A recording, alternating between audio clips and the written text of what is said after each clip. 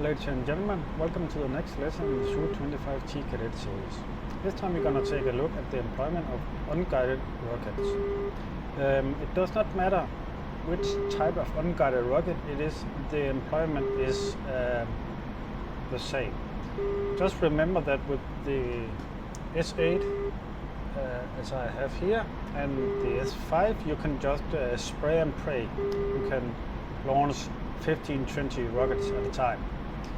With the S13 you need to be a bit more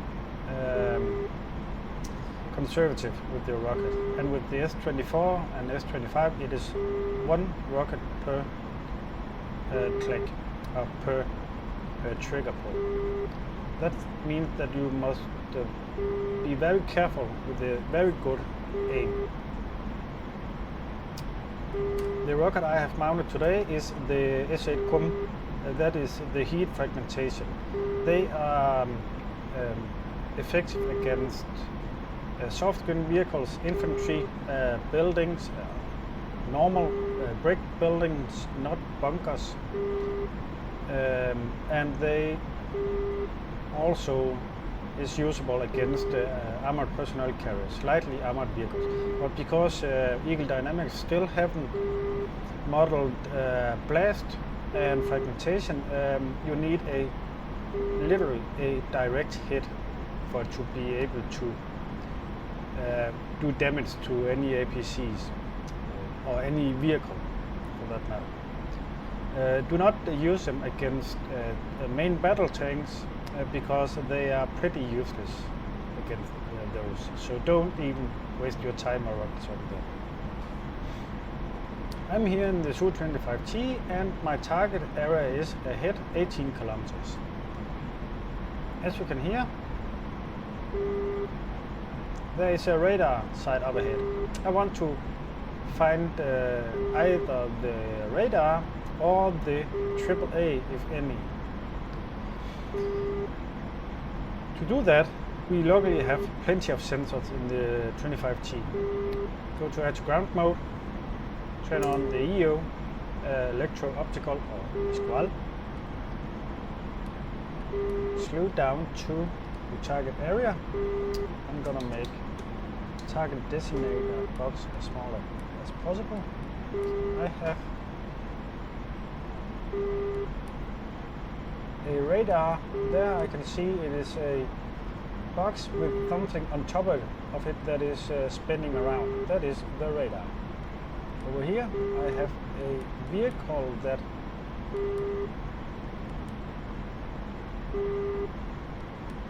I can't see exactly what it is, but there is a radar also. So here we have the column of tanks, and here we have the column of APCs. So my target would be this vehicle here. That is most likely a shell cap. I'm gonna lock that. Please note that KC in the upper right corner says it is a ground. What is called? It is locked on the ground and not on ground stabilized. It is not locked onto a target. Only when the KC changes to a AC, Alpha Charlie, then it has locked on the target. As you can see, I have plenty of rocket pods. I have in total 8 rocket pods with S8 CUMs, as you also can see on the working status panel, and 4 there and 4 there. Since I'm entering the combat area, I want to turn on my DSN, direct infrared countermeasures. I do not have ECM pods, otherwise I would turn them on. But because it is a radar guided air defense system, I'm ready to deploy chaff. I can either do that by pressing the chaff button manually, or I can use the countermeasures continuously dispensing. That means that each second 1 chaff and 2 flares will be deployed. I can use that on my run-in, but it is often more effective to just press the chaff button manually. So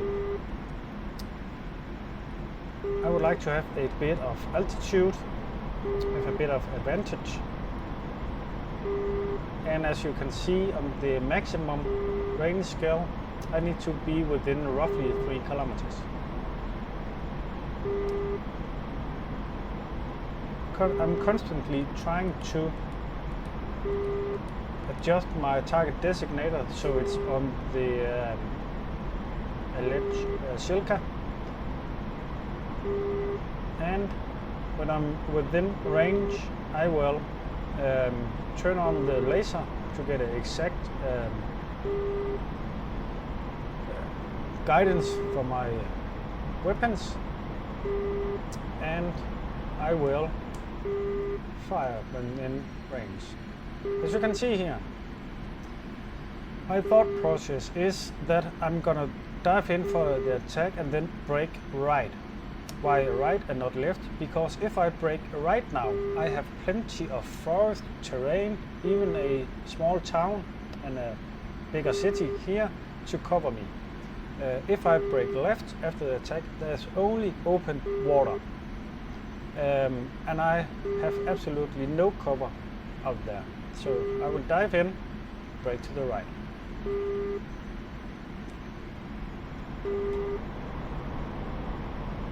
You see in the squall over there, it says AC now in top right. That means it has found the target and it has been locked. And as you can see, the target have a spinning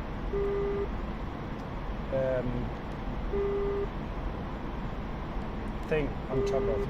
Let's see if there's anything else over here. Nope.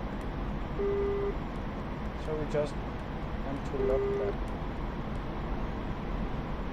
Please note that right now I'm hitting the radar vehicle and not necessarily the weapon itself. So, 7 kilometers, slowly diving in, release rudder pressure, lasers on, popping flares.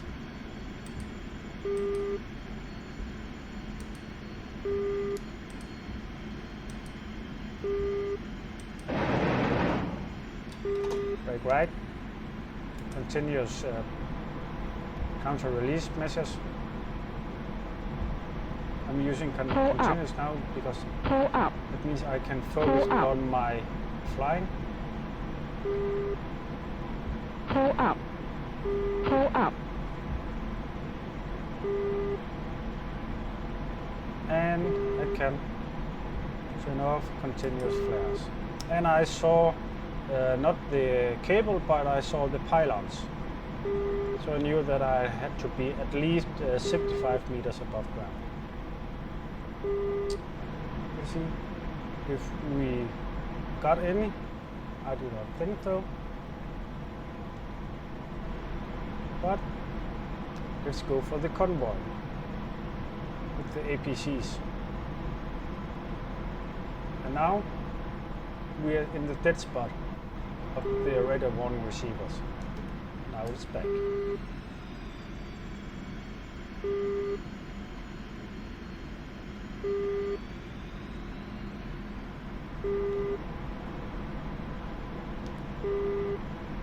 Lasers on. Waiting for the target to climb up. I'm gonna be hitting it.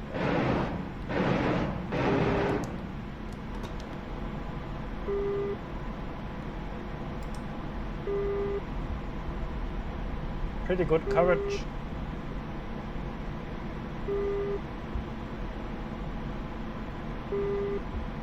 Pull up.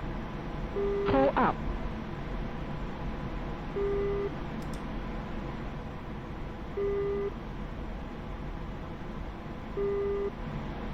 Two vehicles destroyed.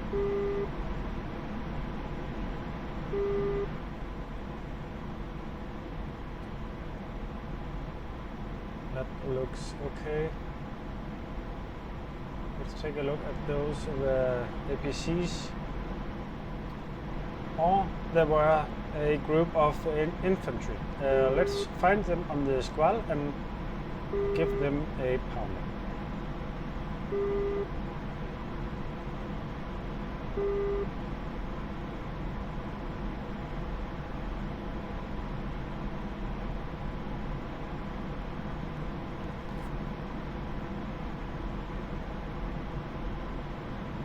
as I said, I don't even want to try hitting the tanks with these rockets, because even though I get a direct hit, it won't do anything good.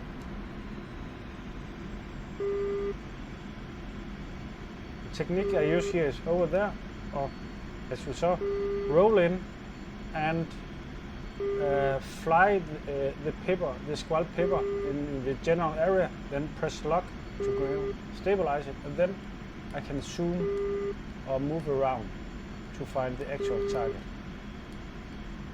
Yes, I know this is a bit of cheating with the auto pause or active pause, but hey, you get the point. Here is the infantry. I'm gonna lock them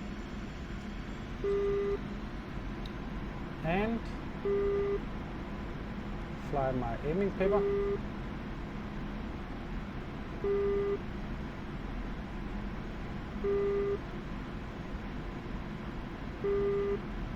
Turning on laser. Release rudder pressure.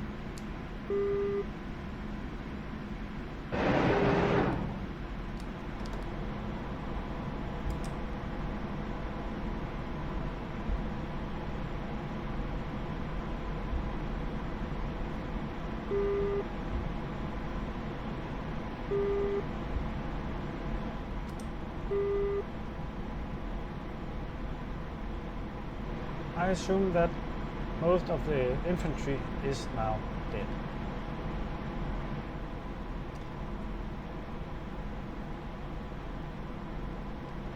There is 2 APCs I can spot that I want to make a run at.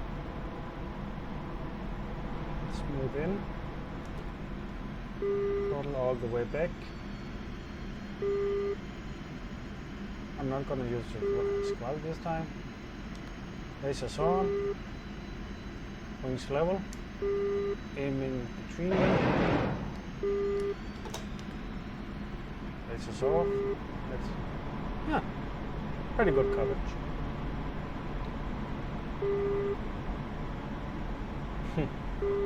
But because no rocket hit them directly, no kills. And I can tell that I served on an armored personnel carrier M113G3DK, and I can tell you that if those rockets hit the ground a meter or 2 from them, the immense pressure and the fragments would simply penetrate those APCs. So, yeah. But this is how you employ unguided rockets, and I said it doesn't matter if the S5, S8 or S25 rocket. The employment methods are the same. Thank you.